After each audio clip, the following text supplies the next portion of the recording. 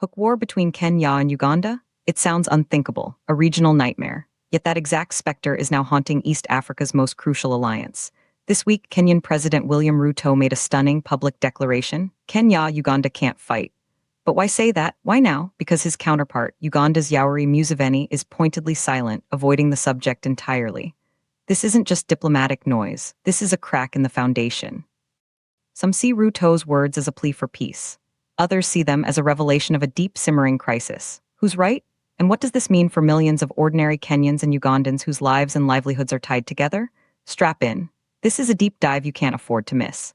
Context and background to understand why this statement is so explosive, we need to rewind.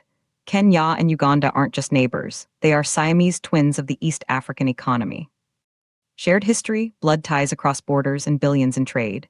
Kenya's Mombasa port is Uganda's vital lifeline, handling over 90% of its imports and exports. Hundreds of trucks make the journey daily. But that lifeline has been choked. For years, a low-grade trade war has been festering. It's a saga of milk, sugar, maize, and chicken. Uganda accuses Kenya of using non-tariff barriers, sudden bans, endless standards checks to lock out its agricultural products. Kenya cites legitimate concerns over quality, safety, and protecting its own farmers. The timeline is a cycle of tension. 2019 Kenya bans Ugandan milk. 2020 bans on Ugandan sugar and maize. 2021 poultry products blocked. Each time, Ugandan officials fume, Kenyan officials cite protocols, and traders are caught in the middle. The peak of the crisis came in 2022, when Uganda, frustrated, began seriously pursuing an alternative route, the Tanzanian port of Dar es Salaam. For Kenya, this wasn't just business. It was a strategic betrayal. The central tension is this: Uganda wants unfettered access to the Kenyan market. Kenya wants to protect its agricultural sector and maintain leverage. And sitting atop this powder keg are two very different leaders.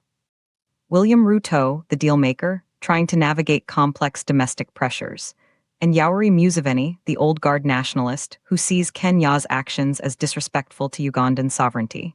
This isn't a new spat. It's an old wound that's been picked at for years, and now it might be infected. The claims side so, let's break down President Ruto's position.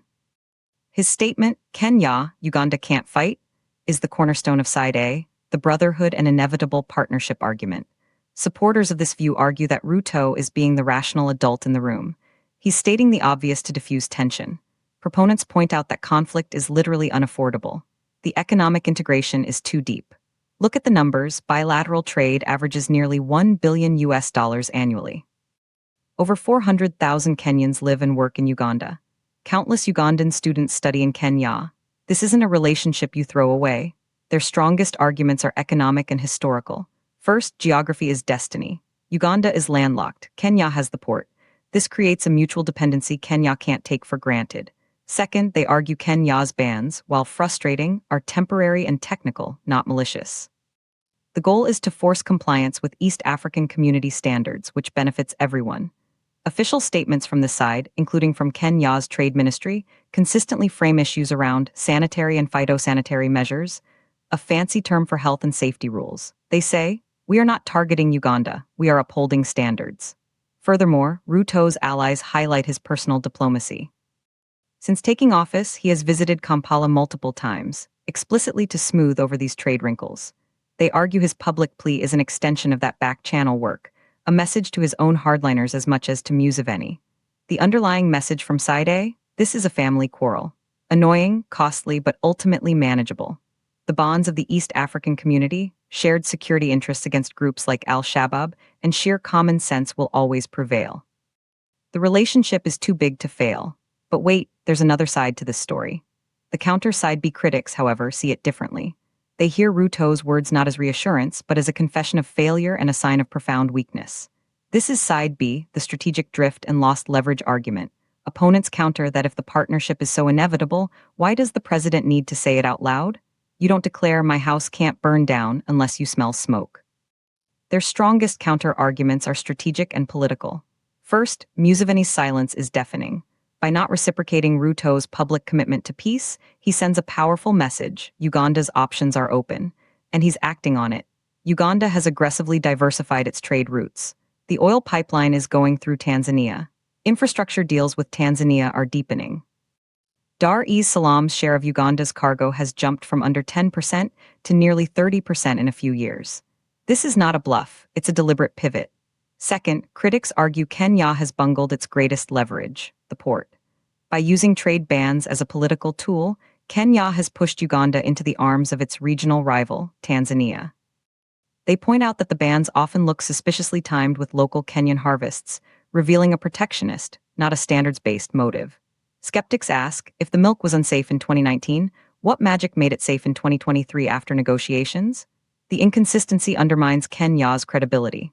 Furthermore, they see Ruto as boxed in by powerful domestic agricultural lobbies. He can't lift the bans without angering Kenyan farmers, a key constituency. So he's left offering verbal assurances while the structural problems remain. The critics' bottom line? Kenya is taking the relationship for granted, using a heavy hand, and is now watching its historical influence erode. Museveni isn't playing the brotherhood game, he's playing realpolitik. And from his seat in Kampala, Kenya looks less like an indispensable brother and more like an unreliable landlord. So who's right? Let's look at the evidence. The evidence, what data shows. Let's step back from the rhetoric and look at the cold, hard data. What do the numbers actually say about this brotherhood? The evidence paints a picture of a partnership under severe strain. First, the trade figures.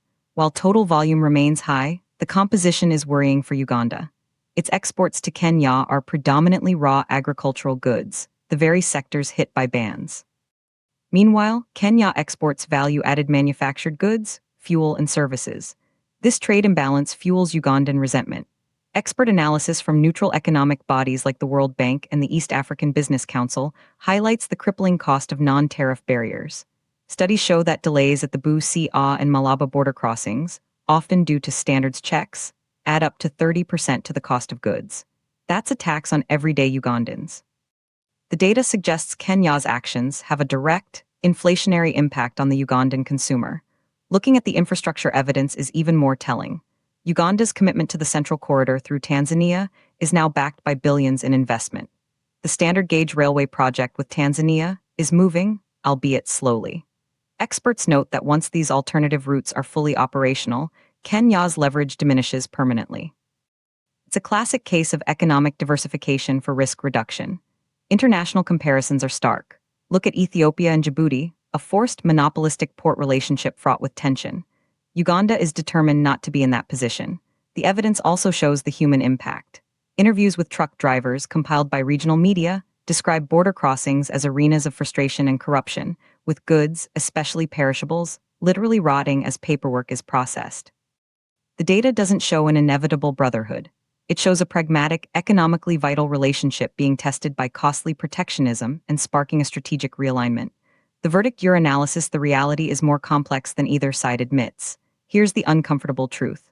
President Ruto is correct that outright conflict is off the table, but he's defining fight too narrowly. The fight isn't with soldiers, it's with tariffs, rail lines, and port contracts. That war is already underway. What most people miss is that both leaders are, in a way, prisoners of their own political ecosystems. Ruto is not fully in control. His statement feels like a man trying to calm a storm while powerful domestic interests, the farmers' unions, the dairy boards, keep throwing wind.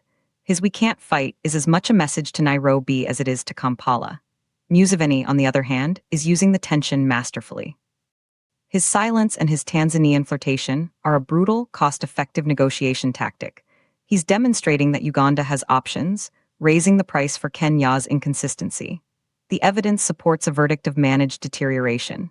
The deep, people-to-people bonds will prevent a total break, but the era of Kenyan economic dominance over its hinterland is ending. The brotherhood will survive, but it will be a more transactional, less special partnership. Kenya's leverage is leaking away with every truck that chooses the Dar es Salaam route. The core issue isn't milk or sugar, it's trust, and that balance sheet is currently in the red. Impact and what's next. So how does this affect ordinary people? Let's be specific. If you are a Kenyan dairy farmer, you might welcome the bans as protection. But if you own a trucking company in Mombasa, you're watching your business drive south to Tanzania. If you are a Ugandan maize farmer, you're facing ruinous price drops when bans hit. If you're a consumer in Kampala, you pay more for everything from cement to cooking oil due to transport inefficiencies. This hits the pocketbook directly. What to watch for next? Watch the Tanzanian infrastructure timelines. Watch for any Kenyan move to permanently lift a major ban, like on milk or sugar, as a peace offering. Watch Museveni's next public speech about regional integration, who he praises and who he omits. The prediction is more of the same: cycles of tension, temporary resolutions, but a steady, irreversible shift in the region's economic geography. The glue is weakening. Conclusion with engagement Huxo, the central debate stands. Is this a temporary family quarrel or a permanent strategic divorce? The words are about peace, but the actions speak of competition. Now I want to hear from you. Are you Team Ruto, believing in the unbreakable brotherhood? Or Team Museveni, seeing a necessary strategic shift? Drop a 1 in the comments if you think this is just a storm in a teacup, a 2 if you believe this is a fundamental rupture. Let's debate. Share this analysis with someone who needs to see both sides of this critical story for our region's future. Subscribe to Kenya News Update today for more breaking news and deep dive analysis like this.